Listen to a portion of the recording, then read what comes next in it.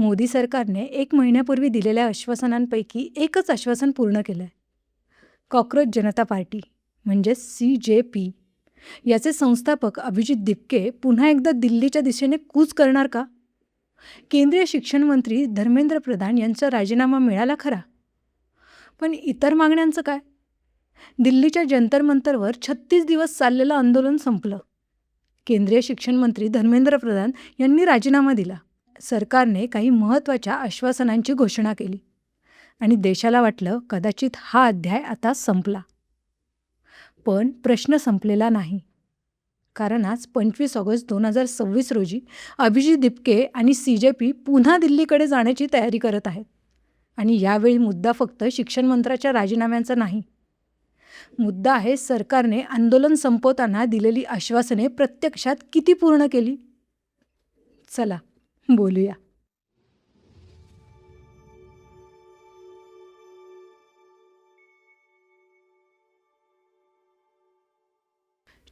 ऑगस्टला CJPने जाहीर केलं की 5 सप्टेंबर 2026 रोजी इंडिया गेटपासून दिल्ली पोलीस मुख्यालयापर्यंत शांततापूर्ण मोर्चा काढला जाणार आहे.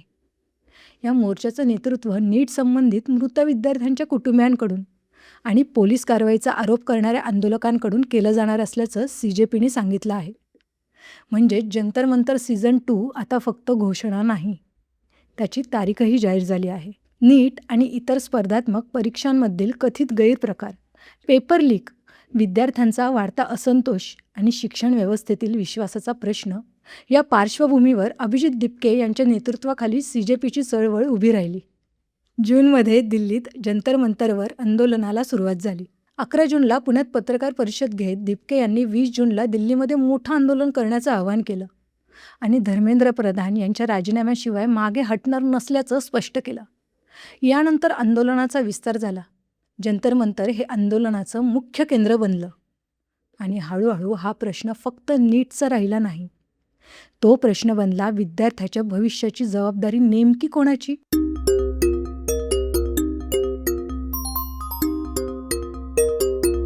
आणि मग आला 25 जुलै.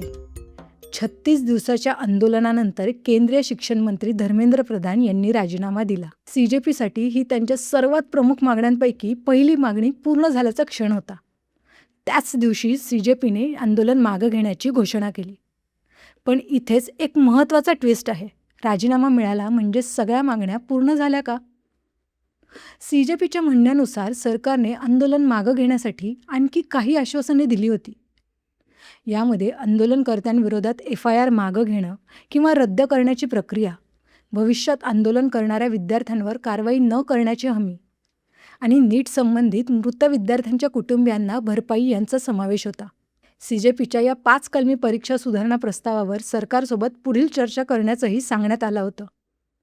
म्हणजेच आंदोलनाचा तह असा नव्हता की प्रधान गेले, आता सगळं संपलं, तर एक ब्रॉडर अंडरस्टँडिंग तयार झाल्याचं CJPचं म्हणणं होतं. पण धर्मेंद्र प्रधान यांचा राजीनामा हा केवळ पहिला टप्पा होता.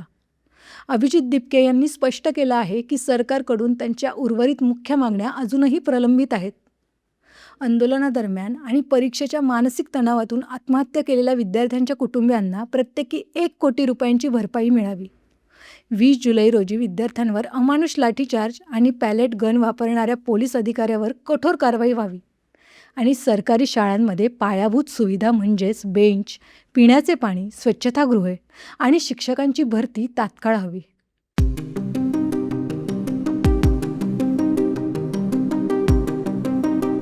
सरकार हे करू शकत नाही का? हा प्रश्न आता थेट विचारायला हवा. सरकारकडे क्षमता नाही की राजकीय इच्छाशक्ती नाही? कारण पहिली मागणी भरपाई, सरकार निर्णय घेऊ शकतं. दुसरी मागणी पोलीस कारवाईची निष्पक्ष चौकशी, सरकार स्वतंत्र चौकशीला पूर्ण सहकार्य करू शकतं. तिसरी मागणी शिक्षण व्यवस्थेतील सुधारणा, सरकारकडे शिक्षण मंत्रालय, परीक्षा संस्था, तज्ज्ञ समित्या, प्रशासकीय यंत्रणा आणि संसद सगळं आहे. म्हणजे प्रश्न फक्त हे शक्य आहे का असा नाही. प्रश्न आहे हे तातडीने करण्याची इच्छा आहे का?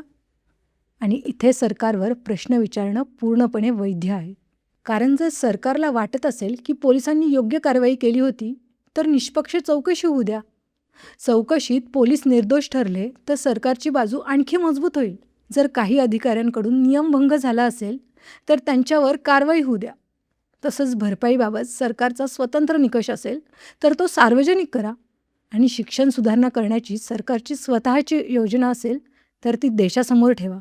म्हणजे प्रश्न संपतो. पण आता आपण सगळ्यात अस्वस्थ करणारा प्रश्न विचारूया.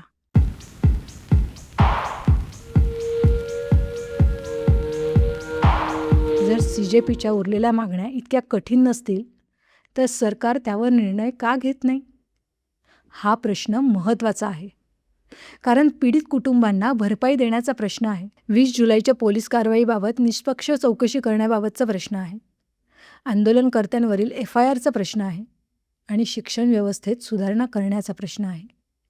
यापैकी कोणतीही मागणी अशी नाही की जी केंद्र सरकारकडे ती पूर्ण करण्याची प्रशासकीय क्षमता नाही. मग अडचण नेमकी कुठे आहे? सरकार दिपकेंना राजकीयदृष्ट्या ओव्हरपॉवर करू पाहतंय का? पहिल्या 36 दिवसांच्या आंदोलनात CJPने सरकारवर प्रचंड दबाव निर्माण केला आणि शेवटी शिक्षण मंत्री धर्मेंद्र प्रधान यांना राजीनामा द्यावा लागला. दिपकेंनी स्वतः त्या दिवशी समर्थकांना सांगितलं होतं की त्यांनी जे अशक्य वाटत होतं ते करून दाखवलं. आता कदाचित सरकारला वाटत असावं की जंतर मंतरवर जे काही झालं ते परत करणं शक्य नाही. 36 दिवसांचं आंदोलन, मोठ्या प्रमाणावर युवकांचा सहभाग, राष्ट्रीय मीडिया कव्हरेज आणि शेवटी एका केंद्रीय मंत्र्याचा राजीनामा. कदाचित सरकारचा अंदाज असा असू शकतो, हे पुन्हा होणार नाही. पहिल्यांदा निर्माण झालेली मोमेंटम दुसऱ्यांदा निर्माण करणं कठीण असतं. पहिल्या आंदोलनाची नॉवेल्टी संपली आहे. लोक पुन्हा दिल्लीला येतील का? विद्यार्थी पुन्हा इतके दिवस रस्त्यावर राहतील का? राष्ट्रीय मीडिया पुन्हा तेवढं लक्ष देईल का? आणि सर्वात महत्त्वाचं, दिपके पहिल्यांदा ज्या प्रमाणात मोबिलायझेशन करू शकले ते पुन्हा करू शकतील का? कदाचित सरकार हाच अंदाज घेत असेल. त्यामुळे ते मुद्दा थंड होऊ देत असावेत. दुसरी गोष्ट की राजकारणात कधीकधी प्रश्न फक्त पैशांचा किंवा धोरणांचा नसतो. तो असतो कोण झुकणार. पहिल्या आंदोलनात एका युवा नेत्याने केंद्र सरकारला सार्वजनिक दबावाखाली आणलं. शिक्षण मंत्र्याचा राजीनामा झाला. आता त्याच नेत्याने पुन्हा सांगितलं, तुम्ही दिलेली आश्वासनं पूर्ण करा. आणि सरकार जर लगेच मागे हटलं तर काहींच्या दृष्टीने त्याचा अर्थ असा लागू शकतो की सरकार नमले.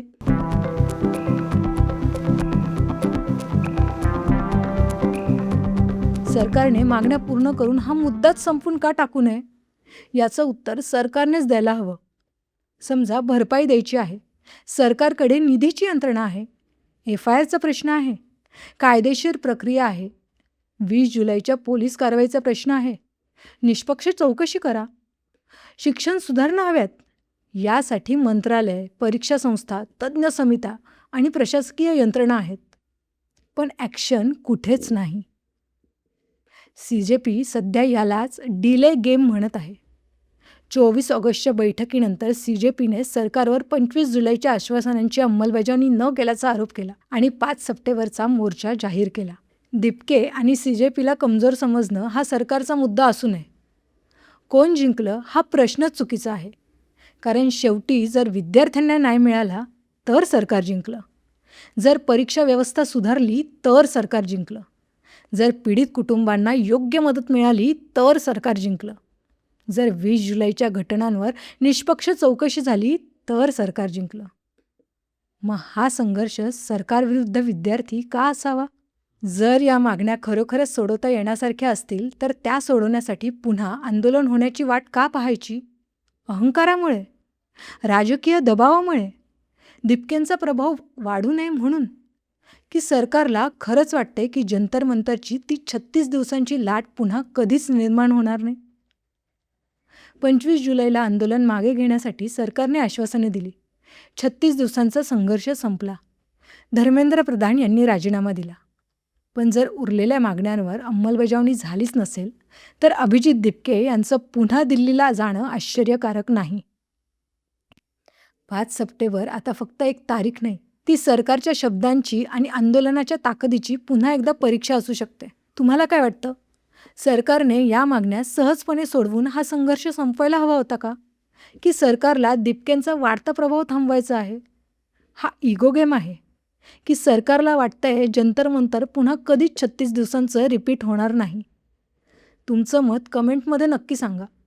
आणि जर तुम्हाला राजकारणातील चेहऱ्यांपेक्षा निर्णयामागचं गणित समजून घ्यायचं असेल, तर हा व्हिडिओ लाईक करा, तुमच्या मित्रांपर्यंत शेअर करा आणि विचारांती या चॅनलला सबस्क्राईब नक्की करा. कारण आम्ही कोणाच्याही बाजूने नाहीत.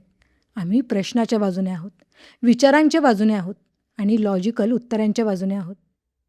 तुम्ही पाहत आहात विचारांती. भेटूयात.